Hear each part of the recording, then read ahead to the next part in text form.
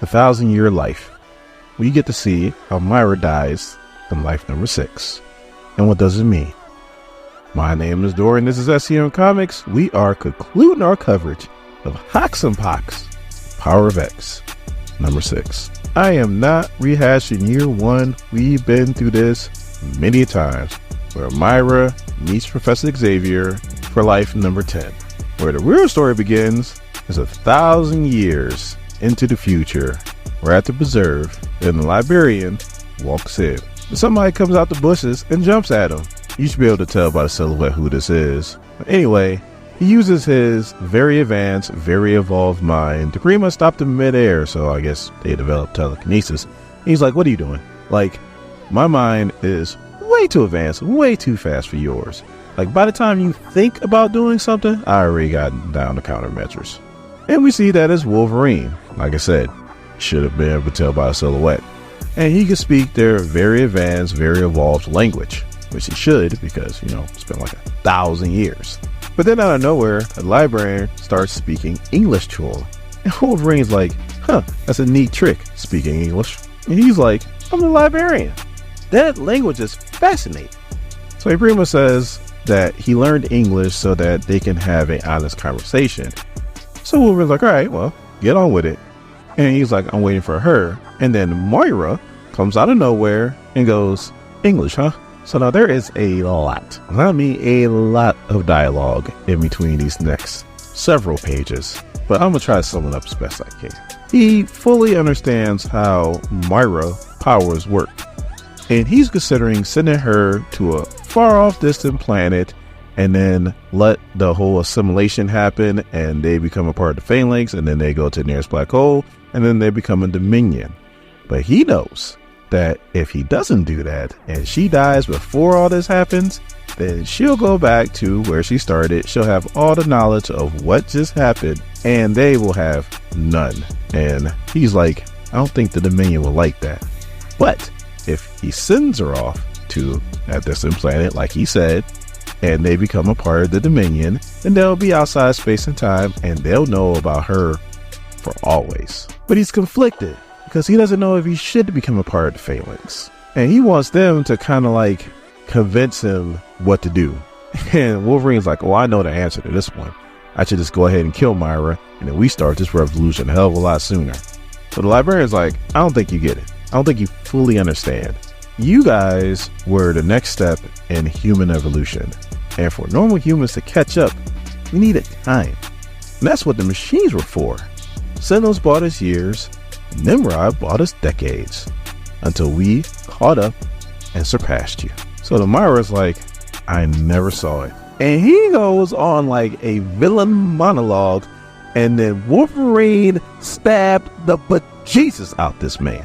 And then Wolverine goes, Dear Lord and Robot Heaven, was that fast enough for you? So then Moira's like, all this time we waited, and now we know why. And Wolverine's like, and now you know, and now it's time to go.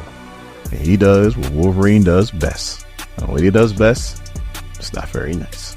And so ends the 6th life of Moira X. So then we cut to the point where Charles sees all of this, and he's like, all right, I think I know what we need to do. And she's like, no, you don't. You don't have any idea exactly what we need to do. No. I don't need you to be you. I don't need Magneto to be Magneto.